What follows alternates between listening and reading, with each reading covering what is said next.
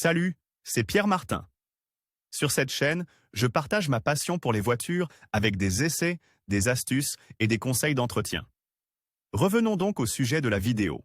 Le respect des limitations de vitesse est essentiel pour la sécurité routière et pour éviter les amendes, mais il existe souvent des disparités entre les relevés des compteurs de vitesse et ceux des appareils de détection de vitesse. C'est pourquoi le code de la route suisse prévoit des tolérances. Voici comment elles sont appliquées. Qu'est-ce que la tolérance des radars? La tolérance radar ne peut pas être considérée comme une dérogation aux dispositions de la loi sur la circulation routière relative aux limitations de vitesse, mais est une possibilité accordée à tous les automobilistes pour éviter d'être verbalisés en cas de dépassement minime des limites autorisées. Les mesures des instruments tels que les radars et les tuteurs ne peuvent en effet pas garantir un étalonnage identique de tous les compteurs de vitesse des voitures en circulation. C'est pourquoi la loi prévoit ce que l'on appelle la tolérance des radars. Dans la pratique, il est permis de dépasser les limites fixées de 5% minimum 5 km/h, pourcentage au-delà duquel une sanction pour excès de vitesse est déclenchée. Mais voyons maintenant comment est calculée la tolérance des tuteurs et des radars. Comment est calculée la tolérance des radars? Comme nous l'avons dit, la tolérance autorisée avant une amende est de 5% au-dessus de la limite de vitesse prescrite,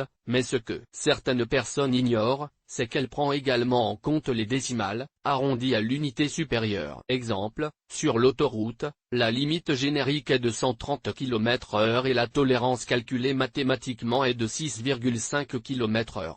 En tenant compte de l'approximation pour l'excès, la limite devient 7 km/h. Cela dit, rouler à 137 km/h ne vous met pas à l'abri des sanctions, car c'est la vitesse mesurée qui fait foi, en général. Cependant, on peut dire que les compteurs de vitesse des voitures marquent quelques km/h de plus que la réalité. En ce sens, la vitesse est souvent mesurée plus précisément par le navigateur, qui signale également les éventuels radars fixes, en plus des limites. Attention, la tolérance est directement liée à l'étalonnage des radars et des tuteurs. S'ils ne sont pas contrôlés périodiquement, l'amende est nulle.